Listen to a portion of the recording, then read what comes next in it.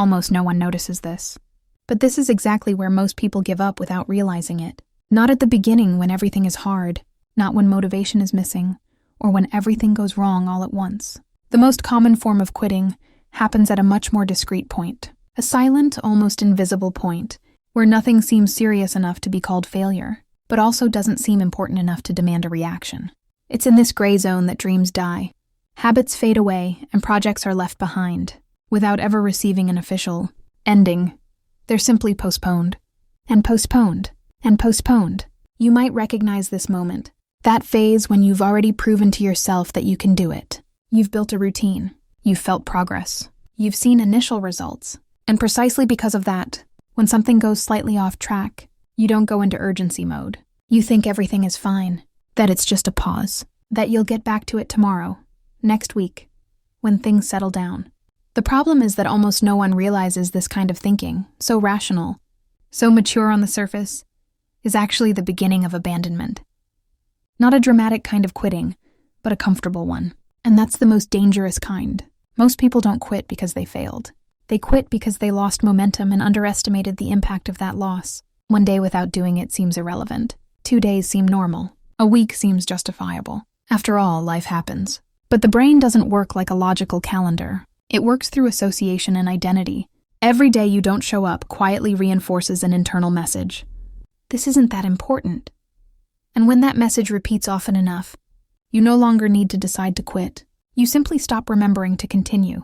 The critical point isn't the break in the routine. It's the lack of response to that break. Consistent people aren't those who never go off plan. They're the ones who quickly notice when something has slipped and make an adjustment, even a small one. The problem is that most people don't adjust. They wait. They wait for the right moment, for energy to come back, for the week to improve, for motivation to return. And while they wait, their connection to that thing weakens.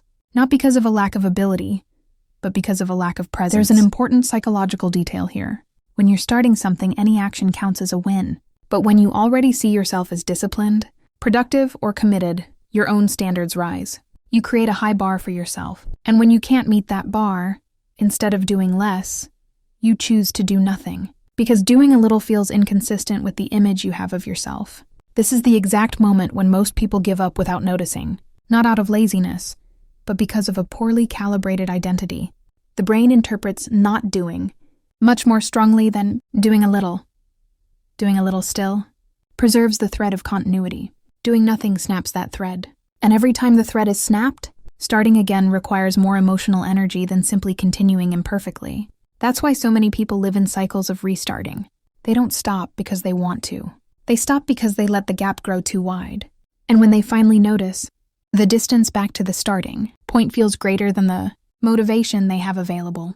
The climax of this process comes when you look at something that used to matter and feel a strange sense of distance. It doesn't hurt. It doesn't bother you that much. It just feels far away. You might even think about going back to it, but the idea comes loaded with pressure, self-judgment, and the feeling that now it would have to be done the right way.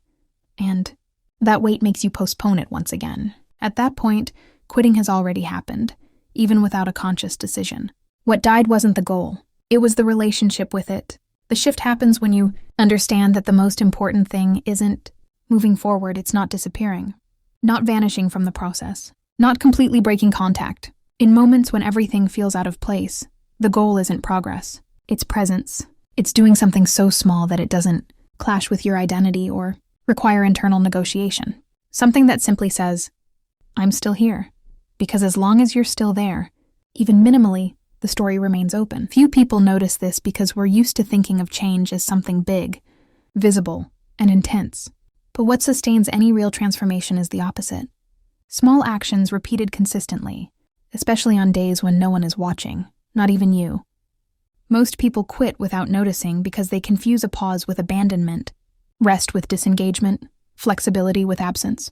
And when they finally realize it, they're already too far away to return lightly. If you look at your life right now, there's probably something you haven't officially abandoned, but you also haven't been taken care of. Something that's been put on hold. A project, a habit, an intention. It's not dead, but it's not alive either. That's the point. This is where most people quit. Not in failure, not in mistakes, but in the neutral zone, where nothing feels urgent. The good news is that this point is also where returning is easiest. If you act before absence turns into identity. Now I want to hear from you. What in your life ended up in that place of, I'll get back to it later? Write it in the comments. Putting it into words is the first step to interrupting the pattern. If this video made sense to you, leave a like, it helps this message reach more people who are also quitting without realizing it. And if you're not subscribed yet, subscribe now. Not as a big commitment, but as a small act of continuity. Because in the end, it's not about doing everything perfectly. It's about noticing the exact point where you usually disappear and choosing to stay.